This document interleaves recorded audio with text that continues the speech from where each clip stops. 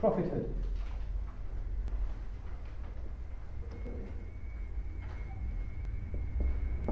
By year 13, hostility here was 0. Hostility by this time was very, very high. Why? Is it because Rasulullah was carrying weapons? Is it because he was calling to violence? What changed in the 13 years that made the hostility increase? What changed? Because the iman that Rasulullah was calling for was challenging the society. It was increasing. And the numbers weren't increasing. The numbers of believers was not increasing. But the call of iman to become the foundation of the society, it was increasing. The confidence of the believers to hold on to this Islam was increasing. The confidence to discuss Islam and iman and tackle the issues of the society, it was increasing. All that happened was the increase of these three things. Iman connected to understanding Islam, Iman connected to carrying Islam, and Iman connected to wanting to change a situation of jahiliyyah, of ignorance, to a situation of Iman, without any increase of numbers. And then you can imagine, subhanAllah, that's exactly what they think today. That's the reason why the hostility increased. So that you can imagine this example of Al-Walid ibn al-Mughira. You've got that little name there. Al-Walid ibn al-Mughira, he was a tribal leader at the time of the Quraysh. And what happened? People came to him and said to him, how do we stop the da'wat? How do we stop the da'wah of Rasul, of this man Muhammad? What should we accuse him? Should we say he's a magician? Should we say he's possessed? Should we say he's a sorcerer? What should we say about him? And every time Al-Walid would say, what you accuse him of, this is not true. He has none of these characteristics. Isn't it exactly what we see today? They gather together and they want to make accusations. What should we call these people? Terrorists? Should we call them extremists? Should we call them barbaric and violent? Using all this very emotional terminology. And they know none of these things are true. But they want to sell it to their people so they can inoculate their people to believe this. And when I was in America and I was giving this talk, this is exactly what was part of the discussions. And in the audience, Allah inshallah give us all a hidayah. There was people from the FBI and the CIA sitting in the audience, in fact sitting next to me, not knowing that I was one of the speakers. So they're asking me, they say, excuse me, in the American accent, but what are these people carrying these big flags? Oh, that means there is no God but Allah, Muhammad is. Oh, thank you. And on their BlackBerry, they were making notes. And suddenly you hear the speaker, could please, brother Burhan, Hanif, please come to the front. And I get up and just look at the...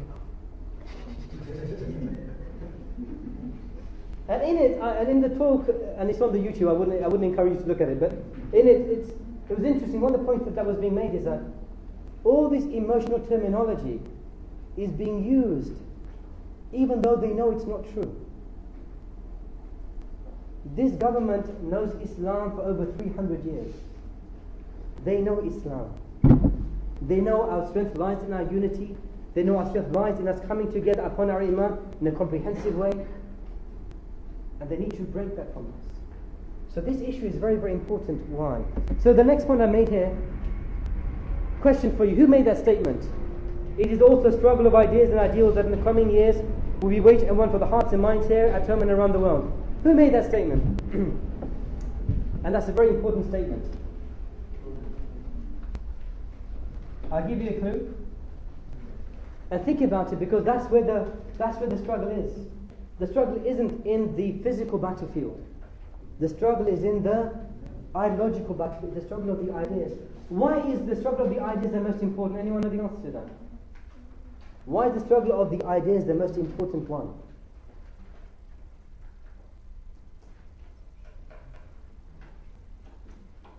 As one man said very nicely once upon a time, he said, my issue isn't with the one who's carrying the gun, because my issue is the one who gives him the idea on where to point the gun. Because the action that we take is based upon the idea that we have. And the messengers, they came one after the other. And the messengers came with what? A message. And the message was ideas and concepts to give to people. And if they believed in it, they were believers. Ideas are the most important and the most vital and the most strongest thing any individual, any community, any nation can have. That's why when it comes to our children, they put a lot of time and effort to corrupt the ideas of our children. Because you can't teach an old dog new tricks. You have to get them when they're young, indoctrinate them, make them love all these cartoons, grow up, make them, I'm not saying you don't love cartoons, I still love my Tom and Jerry, but you make them grow up and they start to behave and follow this way. So when my son came home from Islamic school, I was hoping he'd say about, Dad, I learned about Umar ibn al-Khattab, Abu Bakr as-Siddiq, mashallah. Beta, what did you learn today? Spider-Man. I never knew he was Sahabi. And they want to, and the ideas which come with that harm our children. Ideas, most important thing, most powerful thing, most dangerous thing anyone can have. You can kill a person, but you can never kill an idea. That's why no matter how hard they travel 1400 years, the idea of Islam will always remain strong. Because Allah has protected it, and we believe in that. But because this idea is held by 1.7 billion people, and it's only a matter of time when this idea will arise from the hearts of the people strongly. So who made this comment? He made it, the comment was right. It is a battle of ideas. And I'll give you a clue. I like this game. It's called Hangman. Go on. Oh, Auntie was wrong there. Gordon Brown. Look at that, GB, Great Britain. Gordon Brown, yes. He made the statement. He was accurate, he's right. It is a battle today of hearts and minds about the ideas.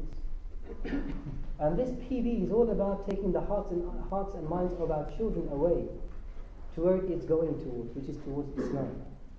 To end with, inshallah, it's worthwhile reflecting on this point, the Shahadah. And the reason to mention the Shahadah because it's the most fundamental, most basic thing in our life. And the way I want to draw is a very simple analogy.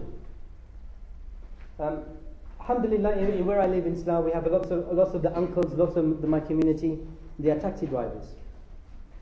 And they always give this example to the uncle who's a taxi driver. Say, uncle, if somebody's in the car driving to his destination, and you've made an agreement that he's going to give you £5 for the journey, if he gets out of the car and runs away, what would you do?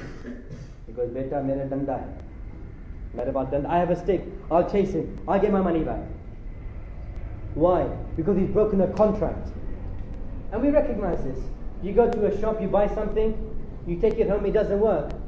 They have broken a contract. What do? You don't say, let them off. You go back and you want a replacement. Whenever you make a contract, it has to be honored. And if somebody violates the contract, the other party always seeks compensation or something, or a punishment in return, because the contract has been violated. My simple point is this. The Shahadah, it is a contract. And it is the most important contract that we have ever made in our life. And it will always be the most important contract that we will ever make in our life. Contract of marriage is big, but it's not as important as the contract of the Shahadah.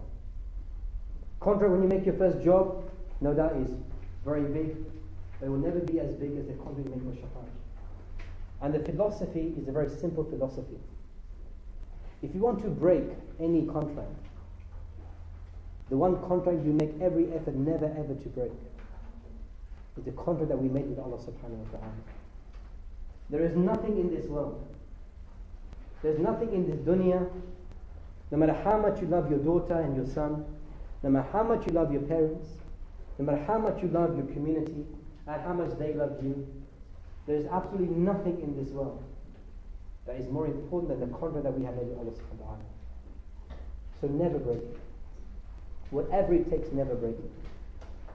And the philosophy, as one sheikh told me, he said very nicely, he said, Burhan, if the world is happy with you, if your family is happy with you, if your children are happy with you, if your community are happy with you, but Allah subhanahu wa ta'ala, He is naraz, He is unhappy with you, you are a failure.